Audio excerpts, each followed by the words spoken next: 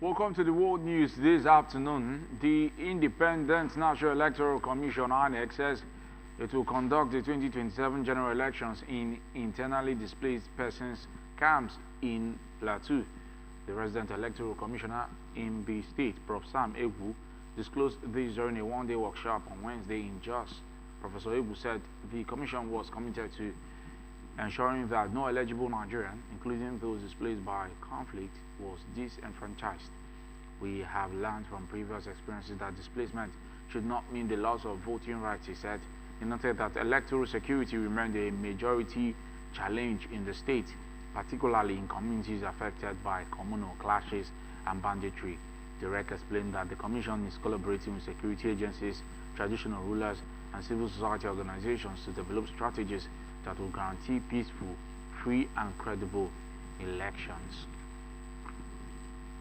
My fresh details emerged on Wednesday in the House of Representatives investigation into the controversial Presidential Foreign Investment Promotion Council as head of the Civil Service of the Federation, Mrs. Didi Wilson-Jack, admitted that her office failed to carry out adequate due diligence before granting key approvals to the purported agency. Also, the Office of the Accountant General of the Federation blamed one of its officials for diverting an official letter that allegedly helped sustain the scheme. The ongoing probe centers on allegations that Prince Adeyemi Adeniyi, who presented himself as the Director General of the PFIPC, secured official recognition for the body using allegedly fake appointment letters, fabricated legislative documents, and other forged government records, despite the agency having no legal backing. The House Committee is investigating how several federal institutions processed and acted on the documents, leading to the purported agency receiving official approvals. The United States military says it has completed a heavy wave of strikes against Iran in retaliation for Tuesday's attempted ballistic missile attacks on American forces.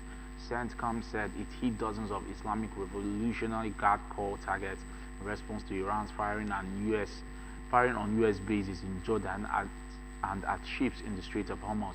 Iranian state media said the latest strikes had killed 3 people, including a 2-year-old child in Qashim Island, while other locations were also hit in the south and west of the country. The latest hostilities come on a week that has seen conflict expand with the first publicly announced joint U.S.-Saudi strikes targeting Iranian proxies in Iraq. When the U.S. and Israel launched military strikes in February, President Donald Trump said the war would last only a few weeks, but it has gone on for 5 months with no end in sight. In an unfortunate incident, a powerful 6.8 magnitude earthquake struck Japan's southern Kumamoto prefecture on Tuesday, causing damage to buildings, killing several and injuring thousands in one of the most earthquake-prone countries in the world. The earthquake was recorded on Kyushu, the southwesternmost of Japan's 4 main islands, about 550 miles from Tokyo, the capital city. The area is still reeling from a disastrous set of quakes in 2016 that killed hundreds, injured thousands, and caused widespread devastation to the economy and infrastructure, including the famous Kumamoto Castle landmark. This incident is among more than 200 significant quakes in Japan since 2000, and its estimated magnitude could place it on the higher end of the scale, according to the U.S. Geological Survey. Quakes such as Tuesday's in Japan are measured on magnitude scale.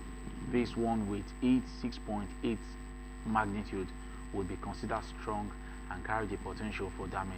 At least 8 additional quakes being recorded in the region since the larger incident, with magnitudes ranging from 4.4 to 5.6, according to USGS.